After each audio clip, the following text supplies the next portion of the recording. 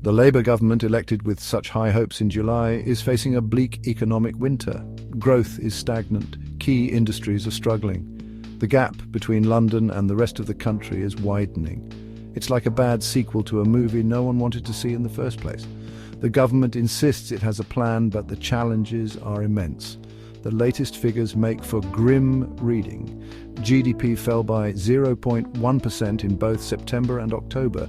Not exactly the plot twist we were hoping for. The OECD, which had predicted growth of 1.1% for 2025, has slashed its forecast to just 0.9%. Talk about a downgrade. The government's own target of 2% growth now looks like a distant dream, more like a mirage in the desert. Rachel Reeves, the Shadow Chancellor, admits that stimulating growth is proving more difficult than expected. It's like trying to grow a garden in the middle of winter. Wanting growth and achieving growth are two different things, she confessed recently. It's the difference between wanting a pizza and actually getting one delivered. With borrowing costs rising and inflation stubbornly high, the government has limited room for maneuver. It's like trying to dance in a phone booth. The government is pinning its hopes on increased investment, particularly in infrastructure and green technology. Fingers crossed, right? It is also banking on a revival in consumer spending, fueled by rising wages and low unemployment. Let's hope the shoppers are feeling generous. But with the cost of living crisis continuing to bite, it is far from certain that these hopes will be realized. It's like betting on a horse with three legs. Once the workshop of the world, Britain's industrial heartlands are now struggling to compete. It's like watching a heavyweight champion trying to win a dance-off. The chemical sector, once a major exporter, has seen production plummet. It's as if the chemistry set got swapped for a jigsaw puzzle. Output from car factories has halved in just a few years. Maybe they should try making bicycles instead. The decline of these industries has left deep scars on communities across the country. It's like a bad breakup that everyone saw coming. The reasons for this decline are complex. They include globalization, the rise of cheaper competitors in Asia, and underinvestment in new technology. Basically, it's a perfect storm of bad luck and worse decisions. But Brexit has undoubtedly played a role, creating uncertainty and disrupting supply chains. It's like trying to bake a cake without knowing if you have all the ingredients. The government has pledged to level up the economy and revitalize left-behind regions. Let's hope they have a better plan than just adding more roundabouts. It is investing in skills training and infrastructure projects outside London and the southeast. Because who doesn't love a good construction site? But these initiatives will take time to bear fruit. Patience is a virtue, right?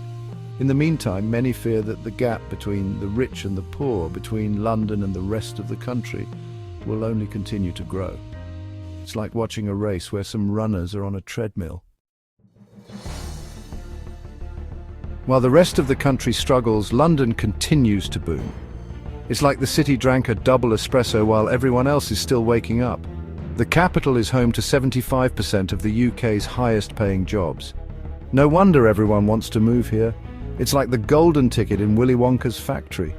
Its financial services sector attracts billions of pounds of investment from around the world. It's like a magnet for money. And who doesn't love a good magnet? But this reliance on London comes at a cost. And no, it's not just the cost of a pint in the city. The concentration of wealth and opportunity in the capital is driving up property prices and making it increasingly difficult for young people to afford to live there. It's like trying to buy a unicorn on a budget. It's also exacerbating regional inequalities as talented young people are drawn to London, leaving other parts of the country starved of skills and investment. It's like all the cool kids are at one party and the rest are left with the leftovers. The government is aware of the need to rebalance the economy and reduce the UK's reliance on London. But it's a bit like trying to balance a seesaw with an elephant on one end. But its efforts to do so have so far had limited success. It's like trying to catch water with a sieve. The truth is that London is a global city, plugged into the world economy in a way that no other UK city can match. It's like the Wi-Fi of the UK, always connected. Until that changes, the capital will continue to exert a powerful pull on the rest of the country. It's like a black hole, but with better coffee shops. Despite the gloom, there are some glimmers of hope for the UK economy. Yes, you heard that right, hope. Household savings, boosted by the pandemic, are at record levels. Turns out staying home and not buying avocado toast really does save money. This suggests that consumers have the firepower to drive a recovery once they feel confident enough to start spending again. So get ready to shop till you drop, responsibly, of course. Technological advances are making renewable energy cheaper and more efficient. Who knew saving the planet could also save a few quid? This is good news for the environment and for the UK economy, which is heavily reliant on imported fossil fuels. Time to break up with fossil fuels. It's not us, it's them. The government is investing heavily in offshore wind power, which has the potential to create thousands of new jobs. Windy days ahead, but in a good way. The UK also has a highly skilled workforce and a strong track record of innovation. We Brits do love a good invention, don't we? With the right policies in place, there is no reason why the country cannot overcome its current economic challenges and build a more prosperous and sustainable future. Fingers crossed, touch wood, and all that jazz. The question is whether the government has the will and the ability to make those policies a reality. Well, let's hope they can put their money where their mouth is. Thanks for watching, and please don't forget to like button and subscribe to our channel.